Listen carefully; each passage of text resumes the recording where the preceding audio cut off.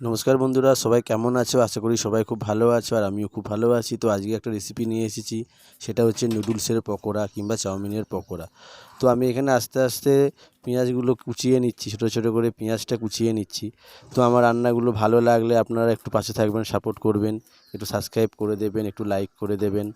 কেননা আমি ডিউটি থেকে আসি, এসে দিয়ে খাবার দাবার বানিয়ে আমি ছাড়ি। যেগুলো আমি ঘরে খাই সেগুলোই আমি ছাড়ি।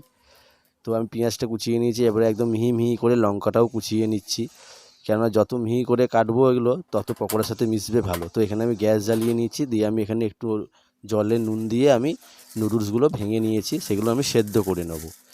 একটু ছোটো ছোটো করে টুকরো করে নেবেন, তাহলে যখন আপনি পকোড়াটা বানাবেন তখন লম্বা লম্বা সুতোর মতো ঝুলবে না, ছোটো ছোটো থাকবে আর ভালো লাগবে, পকোড়াটা ভালো হবে সাইজের। তো এখানে আমি সেদ্ধ করে নিচ্ছি এটা। তো এখানে দেখুন ফুটে উঠেছে, মানে সেদ্ধ হয়ে গেছে। আমি একটু হাতে করে দেখে নেব, হ্যাঁ সেদ্ধ হয়ে গেছে। তো এবারে এটাকে আমি ছেঁকনিতে ছেঁকে নেব, দিয়ে আমি ঠান্ডা জল দিয়ে ধুয়ে নেব। আর এর মধ্যে আমি সামান্য একটু তেলও দিয়ে দিয়েছিলাম, যাতে ঝরঝরে হয়, সুন্দর হয়। তো আমি এখানে দেখুন সব কিছু নিয়ে নিয়েছি, এবার আমি মেলাবো। এখানে আমি দিয়ে দিলাম কাঁচা লঙ্কা কুচি করে রাখা, মিহি করে পেঁয়াজগুলো যে কুচিয়েছিলাম সেগুলোও দিয়ে দিলাম, কেননা ওগুলো একসাথে মিক্স করতে হবে। এখানে আমি 2টো ডিম নিয়েছি। আমি 4 জনের মতো বানিয়েছি, আপনারা আপনাদের পরিমাণ মতো বানাবেন। যতটা চাউমিন ম্যাগি নুডলস ডালবেন তার উপরে ডিপেন্ড করে আপনারা ডিমটা দেবেন। তো আমি এখানে 2টো ডিম দিয়েছি। আমি 2টো বড় পেঁয়াজ নিয়েছি, তার মধ্যে এখানে নিয়েছি ম্যাগির যে মশলা, 2 রকমের মশলা নিয়েছি, গোলমরিচের গুঁড়ো নিয়েছি, সাদা নুন নিয়েছি, বিট নুন নিয়েছি, অল্প সামান্য খাবার সোডা নিয়েছি। দিয়ে আমি এটা ভালো করে মিশিয়ে নেব, কারণ এই মেশানোটাই মেন। মেশানোটা যদি ভালো করে না হয় তাহলে কিছু জায়গায় মশলা বেশি হয়ে যাবে, কিছু জায়গায় মশলা কম হয়ে যাবে। তো এবার আমি চাউমিনগুলো দিয়ে দেবো, নুডলসগুলো দিয়ে দেবো। এই দেখো কত সুন্দর ঝোড়ো ঝোড়ো হয়েছে, ওই জন্য আমি আগে থেকেই গুঁড়িয়ে নিয়েছিলাম। দিয়ে এবার আমি এটাকে মেখে নেব। অল্প অল্প বেসন দেবো, অল্প অল্প সামান্য জল দেবো, জল দিয়ে এটা একটু মেখে নেবো আমি। এই দেখুন হয়ে গেল আমার এখানটা মাখা। এটা করতে একটু সময় লাগে, কিন্তু স্ন্যাক্স হিসাবে খেতে খুব ভালো লাগে। তো এই দেখুন আমি ছোটো ছোটো করে বড়ার মতো বানিয়ে নিচ্ছি এখানে, কারণ আমি এখানে যত সুন্দর করে বানিয়ে নেবো ছাড়ার সময় ইজি হবে, ওই জন্য আমি আগে থেকে বানিয়ে নিচ্ছি, নাহলে ডাইরেক্ট কড়াইতেও ছাড়া যায়।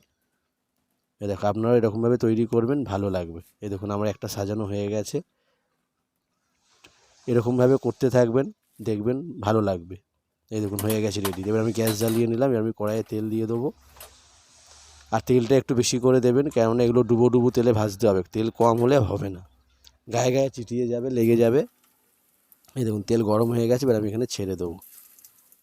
আর এগুলো ভাজার সময় অনেক ফেনা ফেনা হবে, এটা ভাবার কিছু নেই, কেননা ডিম দিয়ে করা হয়েছে তো ওই জন্য ফেনাটা বেশি হচ্ছে। যেই ফেনাটা বুঝে যাবে তার মানে ভাববেন ভাজা হয়ে গেছে। একটু বেশি ফেনা ফেনা হচ্ছে, এই দেখুন হয়ে গেছে। তো আমার চ্যানেলটা একটু সাবস্ক্রাইব করে দেবেন, একটু লাইক করে দেবেন। আপনাদের যারা পরিচিত যাদের আছে তাদের সাথে আমার রান্নাগুলো একটু শেয়ার করবেন। আর আপনাদের যদি কারো শেয়ার লাগে, কারো লাইক লাগে, কারো সাবস্ক্রাইব লাগে, তাহলে আমাকে জানাবেন, আমি তার চ্যানেলটা সাবস্ক্রাইব করে দেবো, তার লাইক করে দেবো। আমিও তার পাশে থাকবো, তাকে হেল্প করব। কারণ ইউটিউব চ্যানেল এমনই একটা জায়গা, এখানে সবাইকে হেল্প না করলে সেটা কিছু সম্ভব নয়। তো আমার এখানে ভাজা হয়ে গেছে, দেখুন আমি এগুলো তুলে নিলাম। আমি আবার ছেড়ে দিচ্ছি, আমি দুবারে ছাড়বো এটা। দেখুন হয়ে গেছে ভাজা, সুন্দর করে ভাজছি আমি। তো সেটা বলছিলাম যে এখানে হচ্ছে ইউটিউব জায়গাটাই হচ্ছে যে সবার সাপোর্টের প্রয়োজন, এখানে সাপোর্ট ছাড়া কিছু হবে না। তাই আপনারা চাইলে আমাকে সাপোর্ট করতে পারেন, তাহলে আমিও আপনাকে সাপোর্ট ব্যাক করব। দেখুন হয়ে গেছে ভাজা আমার, তুলে নিলাম আমি।